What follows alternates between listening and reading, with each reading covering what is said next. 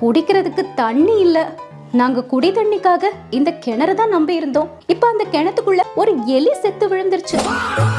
அங்க அந்த 30 குடும்பங்கள்ல இருக்கக்கூடிய ஒருத்தருமே வாளிய கொடுக்கறதுக்கு தயாரா இல்ல.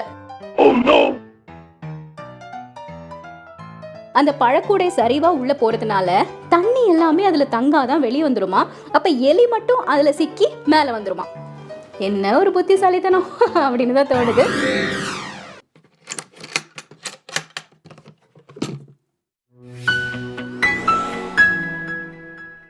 இனிய வணக்கங்களுடன் சீதா பாரதி. இன்னைக்கு நான் உங்களுக்கு சொல்ல போற சிறுகதை திரு திலீப் குமார் அவர்கள் எழுதிய தீர்வு. கதைக்குள்ள போறதுக்கு முன்னாடி பரிதாபங்கள் கோபி சுதாகர் அவங்களுடைய கோசு விளாக்ஸுங்கிற அந்த யூடியூப் சேனல்ல சமீபத்தில் ஒரு வீடியோ போஸ்ட் பண்ணியிருந்தாங்க. அதுல என்ன மென்ஷன் பண்ணி சொல்லியிருந்தாங்க, ஆடியோ புக்கா கேட்டேன். அவங்க பேர் சீதா பாரதின்னு சொல்லி அவங்களோட வீடியோஸ் அவங்க விளாக் மாதிரி போவாங்க. அந்த புத்தகத்தை படிச்சுட்டு அதில் கதைகள் சொல்லுவாங்க. ஜெயமோகன் அவரோட ஊமை சென்னாயின்னு ஒரு ஒரு ஒரு சிறு யூடியூப்லேயே இருக்கு. நீங்க அதை போட்டு கேட்டு பாருங்க. ஐயோ, ஒரு ஒரு சின்ன ஒரு படம் பார்த்த ஃபீல். ரொம்ப ரொம்ப ரொம்ப சந்தோஷமா இருந்துச்சு. உலகம் முழுக்க இருக்கிற தமிழர்கள் கொண்டாடக்கூடிய கிரியேட்டர்ஸ் தான் கோபி சுதாகர். அவங்க வீடியோவை ஒரு சாதாரண ரசிகையா நான் பார்த்துட்டு இருக்கும் பொழுது திடீர்னு என்னுடைய பெயரையே அவங்க மென்ஷன் பண்ணி சொன்னது மறக்க முடியாத ஒரு தருணம். எத்தனை கிரியேட்டர்ஸ் இந்த மாதிரி மற்றவங்களை வளர்க்கணும், அவங்களுடைய பெயரை மென்ஷன் பண்ணணும் அப்படின்லாம் நினைப்பாங்க. இந்த தருணத்துல கோபி சுதாகர் 2 பேருக்குமே என்னுடைய மனதின் அடி ஆழத்திலிருந்து நன்றிகளை தெரிவிச்சுக்கிறேன். இப்போ நம்ம திலீப் குமார் அவர்களின் தீர்வு சிறுகதை பத்தி தான் பார்க்க போறோம். ஒரு சமுதாயம் அழிவு பாதையை நோக்கி போகுதுன்னா அதுக்கு காரணம் அங்க நடக்கக்கூடிய குற்றங்கள் மட்டும் கிடையாது. இது என்னோட பொறுப்பு இல்லப்பா அப்படின்னு அமைதியா இருக்கக்கூடிய மனிதர்களும் தான். ஒரு பிரச்சனைன்னு தெரியுது, ஆனா அந்த பிரச்சனைக்கான தீர்வை கண்டுபிடிக்கிறதுக்கு யாருமே முன் வர மாட்டாங்க. சோம்பேறித்தனம் இல்ல சுயநலம், பயம், இப்படி ஏதாவது ஒரு காரணத்தினால சாக்கு போக்க சொல்லிட்டு நமக்கு எதுக்கு வம்புன்னு நினைச்சு அமைதியா மௌனமா இருந்துருவாங்க. ஆனா அந்த மௌனத்தின் விலை ஒரு நாள் அவங்க எல்லாரையுமே வந்து தொடும். ஒரு கூட்டமே எனக்கு என்ன வந்துச்சு, யாராவது பாதுகாட்டோன்னு பொறுப்பில்லாம செயல்பட ஆரம்பிச்சாங்கன்னா அந்த பொறுப்பின்மை அந்த கூட்டத்தில் இருக்கிற எல்லாரையுமே ஒரு விஷம் போல வந்து பாதிக்கும் அப்படிங்கிற ஒரு ஆழமான கருத்தை சுவாரஸ்யமான கதை மூலமா சொல்லியிருக்கிறாரு திலீப் குமார் அவர்கள். திலீப் குமார் அவர்கள் அடிப்படையில ஒரு குஜராத்தி, ஆனா பிறந்தது வளர்ந்தது எல்லாமே தமிழ்நாட்டில் தான். 14 வயதோட அவருடைய குடும்ப சூழ்நிலை காரணமா அவருக்கு பள்ளி படிப்பு மறுக்கப்படுது. அப்புறம் நிறைய வேலைகள் செஞ்சிருக்கிறாரு. தன்னுடைய தனித்துவத்தை வெளிப்படுத்தவும் தான் ஏதாவது சாதிக்க வேண்டும்ங்கிற எண்ணத்தோடவும் தான் எழுத வந்ததா குறிப்பிடுறாரு திலீப் குமார் அவர்கள்.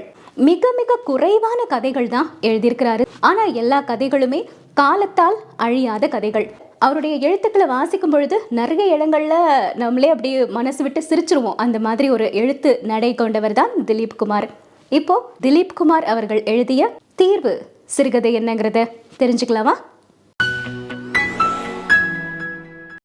கதையாசிரியர் திலீப் குமார் கோயம்புத்தூர்ல இருந்து கிளம்பி தன்னுடைய மாமா வீடு சென்னையில இருக்கு, அங்க வர்றாரு. குஜராத்திகள் தான் இல்லையா எல்லாருமே. அவங்க மாமா வசிக்கக்கூடிய அந்த வீடும் குஜராத்திகள் நிறைந்த ஒரு தெருவுல தான் இருக்குது. சென்னையில அந்த குஜராத்திகள் நிறைந்த அந்த தெருவுக்குள்ள வரும்பொழுதே திலீப் குமாருக்கு மனசுக்குள்ள 2 விஷயங்கள் தோணுது. இந்த குஜராத்தி மக்கள் பொதுவா ரொம்ப ஆடம்பரத்தை விரும்பக்கூடியவங்களா இருக்கிறாங்க. அவங்களுடைய ஆடை எல்லாமே பார்க்கும் பொழுது அணிகலன்கள் எல்லாம் ரொம்ப ரொம்ப ஆடம்பரமா இருக்குது. இன்னொன்று, அந்த குஜராத்தி மக்கள் அவங்க வீட்டை நல்லா சுத்தமாக வச்சுருப்பாங்களாம். ஆனால் குப்பை எல்லாத்தையும் கொண்டு தெருவில் வச்சுருப்பாங்க. வீடு சுத்தமாக இருக்கும், வர வழி முழுக்க குப்பையாகவும் அழுக்காகவும் இருக்கும்.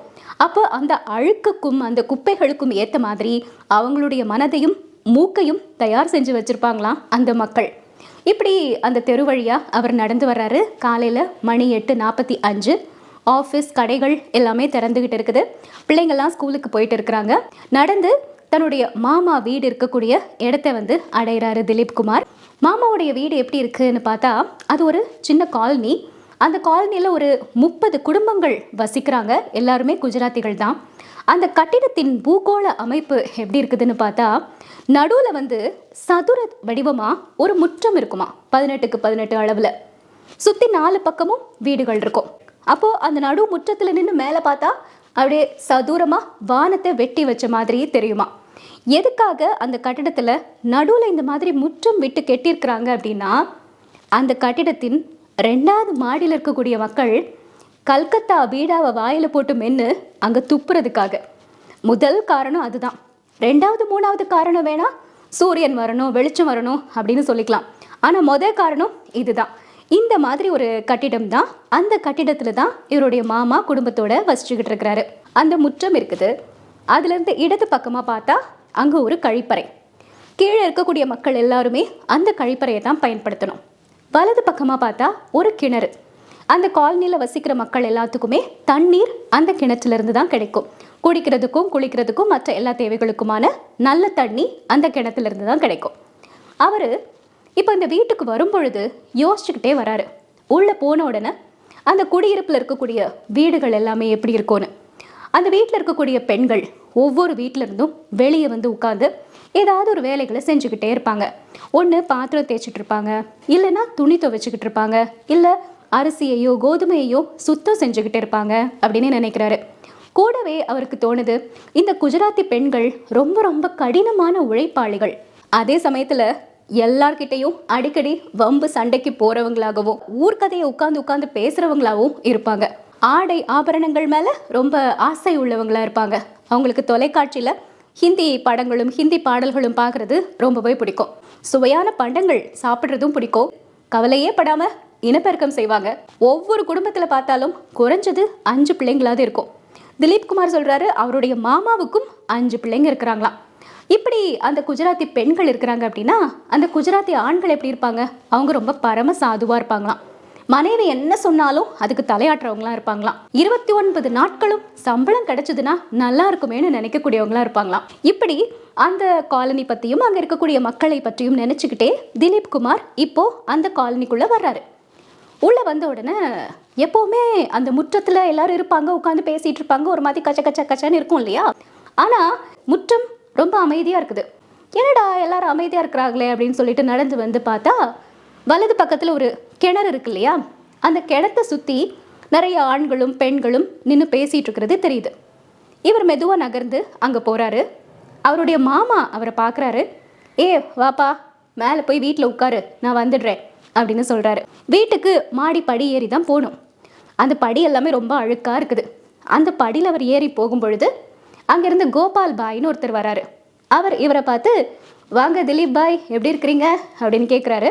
நல்லா இருக்கிறேன்னு சொல்லிட்டு, எதுக்காக கிணறு பக்கத்தில் எல்லாரும் கூட்டமாக நிற்கிறாங்கன்னு கேட்ட உடனே அந்த கோபால் பாய் சொல்கிறாரு, என்ன சொல்கிறது பாய், குடிக்கிறதுக்கு தண்ணி இல்லை. நாங்கள் குடி தண்ணிக்காக இந்த கிணறு தான் நம்பி இருந்தோம். இப்போ அந்த கிணத்துக்குள்ள ஒரு எலி செத்து விழுந்துருச்சு. அதான் எல்லாரும் எப்படி வெளியே எடுக்கிறதுன்னு பேசிட்டு இருக்காங்க அப்படின்னு குஜராத்தியில் சொல்கிறாரு. இவர் அதை கேட்டுட்டே மேலே வீட்டுக்கு போகிறாரு. மாமாவுடைய வீட்டுக்குள்ள நுழைஞ்ச உடனேயே மூத்த மகள் சந்திரா வீடு பெருக்கிட்டே இருக்கிறா. இவரை பார்த்த உடனே புன்னகையோட வரவேற்கிறா. வீட்டுக்குள்ள போய் உட்கார்றாரு. மாமி வர்றாங்க. மாமியும் இவரை பார்த்து, என்ன எல்லாரும் நல்லா இருக்காங்களாப்பான்னு நலம்லாம் விசாரிச்சுக்கிட்டு, உட்கார நான் உனக்கு டீ போடுறேன்னு சொல்றாங்க. மாமாவுக்கு மொத்தம் 2 பெண்களும் 3 பையன்களும். ஒரு பொண்ணு சந்திரா வீடு பெருக்கிட்டு இருக்கிறாளா, இன்னொரு பொண்ணோட பேரு பூர்ணா. அவ கிச்சன்ல அம்மா கூட உதவி செஞ்சுக்கிட்டு இருக்கிறா. 3 பையன்களும் விளையாடுறதுக்காக போயிருக்கிறாங்க. இந்த வீட்டில் இன்னொருத்தங்களும் இருக்காங்க. அவங்க யாருன்னு பார்த்தீங்கன்னா ஒரு வயதான பாட்டி. அந்த பாட்டி ரொம்ப ரொம்ப ரொம்ப ஆச்சாரமாக இருப்பாங்களாம். காலையில் 5 மணிக்கெல்லாம் எழுந்திரிச்சு கோயிலுக்கு போயிடுவாங்களாம். திரும்ப ஒரு 10-10:30 தான் வீட்டுக்கு வருவாங்களாம். எப்போல்லாம் இந்த திலீப் குமார் அந்த வீட்டுக்கு போகிறாரோ அப்போது அந்த பாட்டி பண்ணக்கூடிய வேலை என்னன்னா, அங்கே ஒரு பிளாஸ்டிக் கம்பியில் அந்த பாட்டியுடைய துணிகளெல்லாம் காய போட்டிருப்பாங்க. அந்த துணிகள் எதுவுமே இவர் மேலே பற்றக்கூடாது. பட்டாத அசுத்தமாக்கிடுமா. அதனால அவங்க என்ன பண்ணுவாங்களாம், கையில் வச்சிருக்கக்கூடிய தடியால் துணிகளெல்லாம் அப்படியே மெதுவாக தள்ளி விட்டுருவாங்களாம். அப்படியும் தப்பி தவிர ஏதாவது ஒரு துணி திலீப் குமார் மேலே பட்டுருச்சு அப்படின்னா உடனடியாக அந்த துணியை அப்படியே சுத்தம் செஞ்சு அதுக்கப்புறமா தான் அதை அவங்க போடுவாங்களாம். இந்த அளவுக்கு பயங்கரமான ஆச்சாரம் பார்க்கக்கூடிய பாட்டி அந்த வீட்டில் இருக்கிறாங்க. அவங்க தான் அந்த காலனிலே ரொம்ப வயது முதிர்ந்த ஒரு பாட்டி. அந்த வீட்டையே அவர் பார்த்துட்டு இருக்கிறாரு. அதுவுமே சின்ன வீடு தான். ஒரு பெரிய ஹால், அதில் இடது பக்கத்தில் ஒரு அறை, வலது பக்கத்தில் ஒரு அறை. இடது பக்க அறை கிச்சன், வலது பக்க அறை குளியல் அறை. அதை குளியல் அறைன்னு சொல்லலாம், ஸ்டோர் ரூம்னு சொல்லலாம். எல்லாத்துக்கும் சேர்த்து அந்த ஒரு அறை தான் இருக்குது. சரி, இப்போ இந்த வீட்டுக்கான கழிப்பறைங்கிறது எங்கே இருக்குன்னு பார்த்தா மொத்தமாக 2 கழிப்பறை தான் இருக்குது. அந்த காலனியில் மொத்தம் 30 குடும்பங்கள் வசிக்கிறாங்க. கீழே ஒரு 15 குடும்பங்கள், மேலே ஒரு 15 குடும்பங்கள் அப்படின்னு எடுத்துக்கிட்டாலும் ஒரு குடும்பத்தில் 5 பேர்னு வச்சா கூட குறைஞ்சபட்சம் 60 பேராது மேலே மட்டுமே இருப்பாங்க. ஆனால் இந்த 60 பேருக்கும் சேர்த்து மொத்தமாக 2 கழிப்பறைகள் மட்டும்தான் இருக்குமா. வீட்டோட அட்டாச்சாக கிடையாது, தனியாக தான். அந்த 60 பேரும் இந்த 2 கழிப்பறைகளை தான் பயன்படுத்தணும். அந்த கழிப்பறைகள் அவ்வளோ அசுத்தமாக இருக்கும். ஆனால் அந்த கழிப்பறையை பயன்படுத்துறதுக்கான விதிகள் மட்டும் ரொம்ப ரொம்ப ஸ்ட்ரிக்டாக இருக்கும். நிறைய விஷயங்களை அப்படியே சுத்தமாக ஃபாலோ பண்ணணும்னு நினைப்பாங்க. ஆனால் கழிப்பறை அழுக்காக தான் இருக்கும். எப்படியெல்லாம் அந்த வழிமுறைகளை பின்பற்றுறாங்கங்கிறத பற்றி திலீப்குமார் அவர்கள் விவரித்து எழுதியிருக்கிறாங்க. படிக்கும்பொழுதே ரொம்ப ரொம்ப சிரிப்பாக தான் வந்துச்சு. கழிப்பறைக்கு ஒருத்தர் போகணும்னா முதல்ல உடஞ்சி போன ஒரு சிமெண்ட் தொட்டி இருக்கும். அதில் கொஞ்சோண்டு தண்ணி இருக்கும். அந்த தண்ணியை ஒரு பிளாஸ்டிக் சொம்பில் எடுத்து ஒரு திண்டு மேலே முதல்ல வச்சிடணுமா. அதுக்கப்புறமா கொஞ்சம் தூரம் நடந்து போனால் ஒரு 4 டன் அளவுள்ள டால்டா டின் ஒன்று இருக்கும். அதுதான் அவங்களோட பக்கெட். அது அங்கே வச்சுருப்பாங்க கவுத்தி. இடது கையால் தான் அந்த பக்கெட்டை எடுக்கணும். எடுத்துட்டு அப்படியே நடந்து கழிப்பறைக்கு போகணும். போகிற வழி முழுக்க அசுத்தமாக தான் இருக்கும். பிள்ளைங்க அங்கங்கே யூரின்லாம் பண்ணி வச்சுருப்பாங்க. அதிலலாம் காலை மிதிச்சிடாமல் அப்படியே போகணும். கழிப்பறைக்குள்ளே போன உடனே வழுக்காமல் அதில் உட்கார்றதே பெரிய சவாலாக இருக்குமா. அந்த மாதிரி உள்ளே உட்கார்ந்தாலுமே கொஞ்ச நேரத்தில் 60 பேத்துக்கும் சேர்த்து 2 தானே இருக்குது.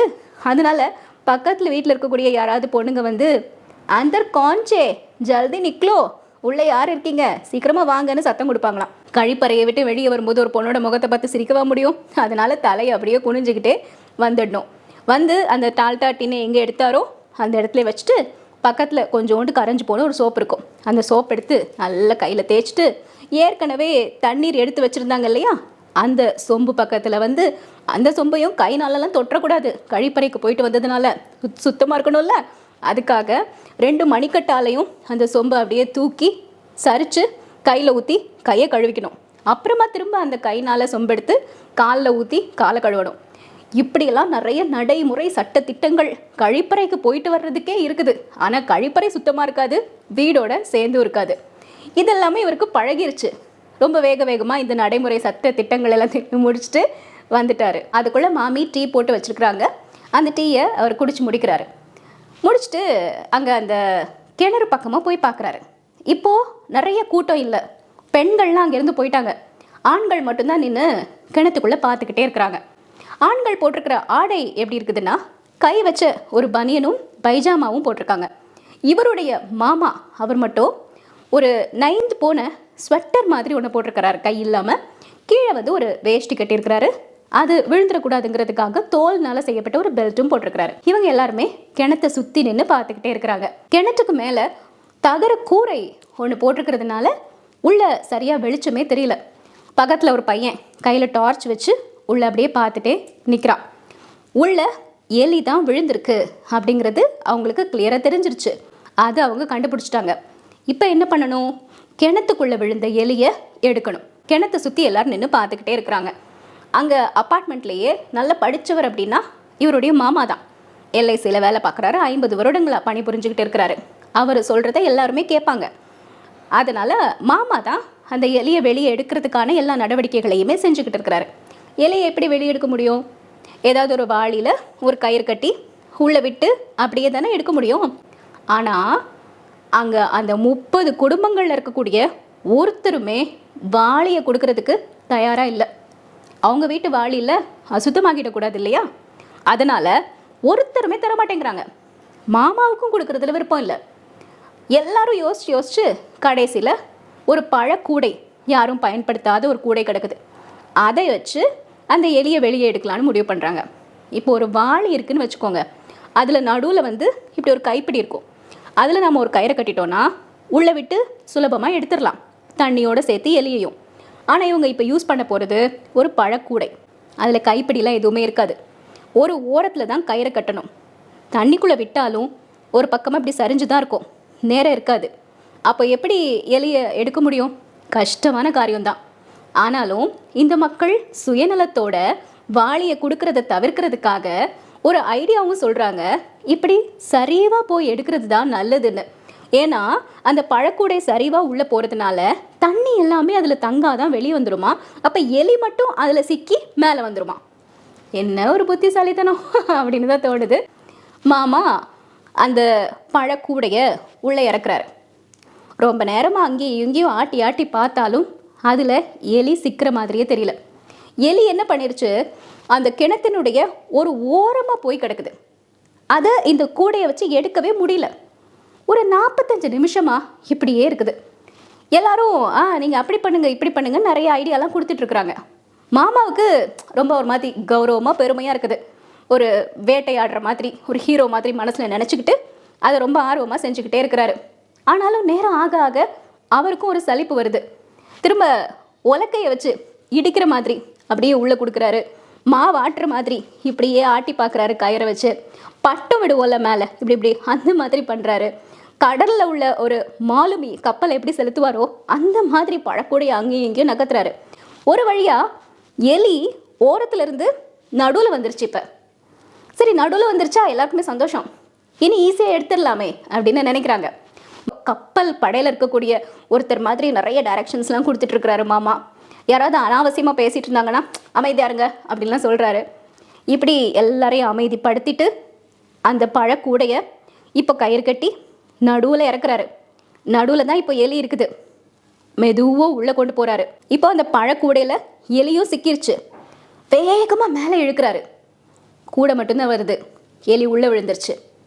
எல்லாருக்கும் ஐயோ அப்படின்னு ஆகுது. மாமாவுக்கு பயங்கர கோவம் வந்துருச்சு. அதுக்கப்புறம் அப்படி இப்படின்னு ஏதோ ஒரு முயற்சி செஞ்சு பார்க்குறாரு. ஒரு வழியாக அந்த கூடைக்குள்ளே எலி வந்து சிக்கிருச்சு. எலியை வெளியே எடுத்துட்டாங்க. எடுத்த உடனே நிறைய பேர் அந்த எலியினுடைய பிணத்தை பார்க்குறதுக்கு கூசி போய் ஐயோ ஐயோ அப்படின்னு விலைக்கு போயிடுறாங்க. மாமா வெளியே எடுத்த உடனே அவருக்குள்ள பெரிய சாதனையை செஞ்ச மாதிரி ஒரு சந்தோஷம். முகமது கஜினி மாதிரியும் சீசர் மாதிரியும் நெப்போலியன் மாதிரியும் நினச்சி பெருமையோடு நிற்கிறாரு. நிறைய குஜராத்தி இளைஞர்கள்லாம் வராங்க. அவங்கக்கிட்டலாம் எப்படி இந்த எலியை கிணத்துக்குள்ளேருந்து நான் வெளியே எடுத்தேன் அப்படிங்கிற மாதிரி அரசியல்வாதி சொல்கிற மாதிரி நிறைய விளக்கங்களை எல்லாம் கொடுத்துட்ருக்கிறாரு. இதெல்லாம் ஒரு பக்கம் நடந்துகிட்டே இருக்கும் பொழுது அந்த காலனியில் இருக்கக்கூடிய ஜெயந்திலால் காந்திலால்னு 2 பேர் வந்து மாமாவை பார்த்து, பாபுஜி நீங்கள் உள்ளேருந்து எலியை எடுத்துட்டீங்க, ஆனால் இந்த கிணத்து தண்ணியை இதுக்கப்புறமா நாம் பயன்படுத்தலாமா, அது அழுக்காயிருச்சுல அப்படின்னு சொல்கிறாங்க. மாமாவுக்கும் அப்போ தான் புரியுது, ஐயோ தண்ணி முழுக்க இப்போ அழுக்காகிருச்சு எலி விழுந்ததுனால, என்ன பண்ணுறது அப்படின்னு யோசிக்கிறாரு. அப்புறம் அவங்கக்கிட்டே சொல்கிறாரு, ஹெல்த் டிபார்ட்மெண்ட்டில் போய் நாம் சொல்லிட்டோன்னா போதும், அவங்க வந்து இதில் ஏதாவது ஒரு மருந்து அடிச்சிருவாங்க, அதுக்கப்புறம் இந்த தண்ணி நம்ம பயன்பாட்டுக்கு ஏற்றதாக மாறிடும்னு. அப்போது அங்கே இருந்த தஞ்சாவூரை சேர்ந்த ஒரு குஜராத்தியான சந்திரகாந்த் வந்து மாமா கிட்ட சொல்கிறாரு, பாபு எங்களுக்கு இந்த மாதிரி ஹெல்த் டிபார்ட்மெண்ட்டில் போய் இதை பற்றி சொல்லிலாம் எந்த பழக்கமும் இல்லை, இதையும் நீங்களே செஞ்சுருங்களேன் அப்படின்னு. ஆனால் மாமாவுக்கு அதை செய்ய விருப்பமே இல்லை. அவருக்கு தெரியும் அவருடைய வீட்லேயும் பாதி குடம் தண்ணி தான் இருக்குது.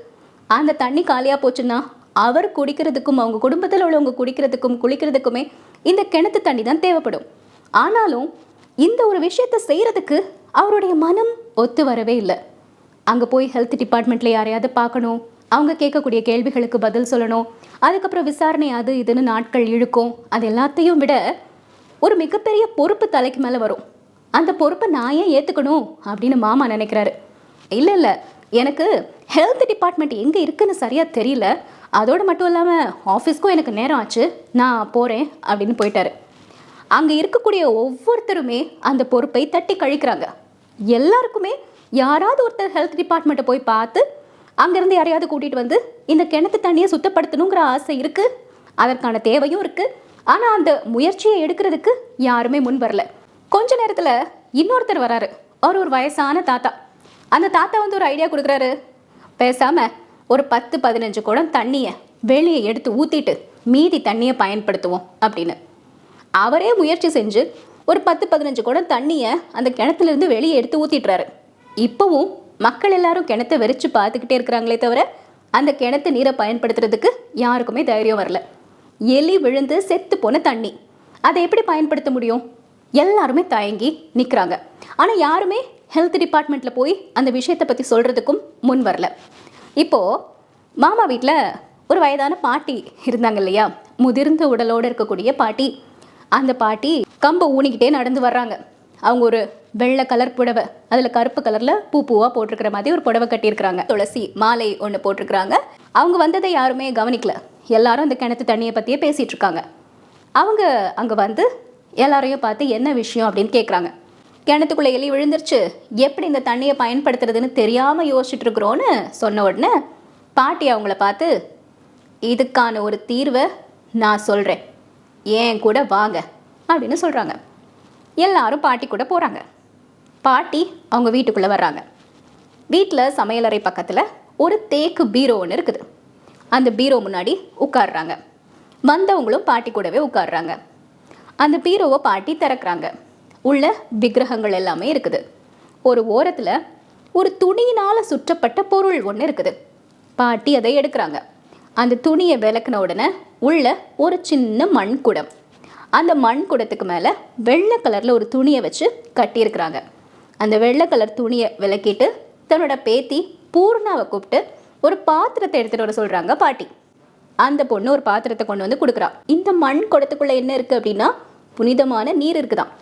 அந்த தண்ணீரில் கொஞ்சோண்டு தண்ணீரை இந்த பாத்திரத்தில் ஊற்றி அங்கே இருந்தவங்களை பார்த்து, இந்த தண்ணியை கொண்டு போய் கிணத்துல ஊற்றுங்க, இது புனிதமான நீர், கடவுளை நினச்சிக்கிட்டே இந்த தண்ணியை ஊற்றுங்க, கிணத்துல இருக்கிற எல்லா தண்ணீரும் சுத்தமானதாக மாறிடும் அப்படின்னு பாட்டி சொல்கிறாங்க. கூட இருந்தவங்களும் சரின்னு சொல்லிட்டு அந்த பாத்திரத்தில் இருந்த கொஞ்சோண்டு தண்ணீரை கிணத்துக்குள்ளே ஊற்றுறாங்க. கொஞ்ச நேரத்தில் காலனியில் இருக்கிறவங்க எல்லாருடைய வீட்டு பாத்திரங்கள்லையும் அந்த கிணற்று நீர் நிரம்பிருச்சு. எல்லாரும் இப்போது அந்த கிணத்து தண்ணி சுத்தமானதாக மாறிடுச்சுன்னு நினச்சி அந்த தண்ணீரை எடுத்து பயன்படுத்த ஆரம்பிச்சிட்டாங்க. அதோட கதை முடியுது. கிணத்துக்குள்ள எலி செத்து விழுந்துருச்சு. அது பக்கத்தில் போகவே எல்லாரும் தயங்கிக்கிட்டு இருக்கிறாங்க. ஒரு 10-15 குடம் தண்ணீரை வெளியே எடுத்ததுக்கு அப்புறமும் அந்த கிணத்து நீரை பயன்படுத்துறதுக்கு யாருமே முன் வரல. அதை விட கொடூரமான விஷயம் என்னன்னா, வாளியை கொடுக்கறதுக்கு கூட எல்லாரும் தயங்கிக்கிட்டு இருந்தாங்க. ஆனா ஒரு சின்ன பாத்திரத்துல இருந்த கொஞ்சோண்டு தண்ணீரை புனிதமான நீர்னு சொல்லி கிணத்துக்குள்ள ஊத்தின உடனே எல்லாரும் அந்த தண்ணியை பயன்படுத்த ஆரம்பிச்சிட்டாங்க. அப்போ பொறுப்பில்லாத மனிதர்கள் எந்த அளவுக்கு மூட நம்பிக்கையின் பின்னால போய் ஒளிஞ்சுக்கிறாங்கிறது இந்த கதையை படிக்கும் பொழுது தெரிய வருது இல்லையா? அங்க எல்லாருக்குமே அந்த பிரச்சனைக்கான தீர்வு வேணும். ஆனா அந்த தீர்வை சிந்திச்சு எடுக்கிறதுக்கோ, துணிச்சலோடு அதை செயல்படுத்துறதுக்கோ, ஒரு பொறுப்போட அதை நடைமுறைப்படுத்துறதுக்கோ யாருக்கும் தைரியம் இல்லை. அதனால எல்லாருமே மூட நம்பிக்கையின் பின்னால போய் ஒளிஞ்சுக்கிறாங்க. உண்மையை எதிர்கொள்றதை விட மூட நம்பிக்கையின் பின்னால போய் ஒளிஞ்சுக்கிறது ரொம்ப சுலபம் தானே. இந்த கதையில இவர் தான் வில்லன் அப்படின்னு பர்டிகுலராக யாரையுமே சொல்ல முடியாது. ஆனா எல்லாருமே முழுமையா நல்லவங்களும் இல்லை. அவங்களுடைய சௌகரியத்தை மட்டும்தான் அவங்க பார்க்குறாங்க.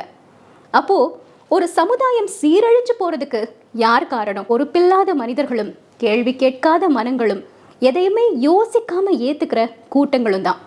ஒரு விஷயத்தை நம்புறதுக்கு முன்னாடி, ஒரு விஷயத்தை செயல்படுத்துறதுக்கு முன்னாடி கொஞ்சம் யோசிச்சு பார்க்கணும். நமது பகுத்தறிவை பயன்படுத்தணும். மூட நம்பிக்கையின் பின்னால போய் ஒளியவே கூடாது.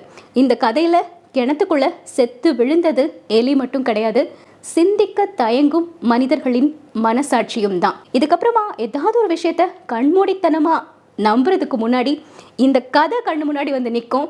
யோசிக்கிறியா, சிந்திக்கிறியா அப்படிங்கிற ஒரு கேள்வியை இந்த கதை எனக்குள்ளேயும் உண்டாக்கும். உங்களுக்கு இந்த கதையை கேட்டதுக்கு அப்புறமா எப்படிப்பட்ட புரிதல் ஏற்பட்டது, உங்களுடைய கருத்துக்கள் என்ன அப்படிங்கிறத கமெண்ட்ஸ் மூலமா தெரியப்படுத்துங்க. திலீப் குமார் அவர்களின் தீர்வு சிறுகதை உங்க எல்லாருக்குமே பிடிச்சிருக்கும்னு நம்புறேன். மீண்டும் இவை போன்ற சுவாரஸ்யமான கதைகளுடன் உங்களை வந்து சந்திக்கிறேன். நன்றி, வணக்கம்.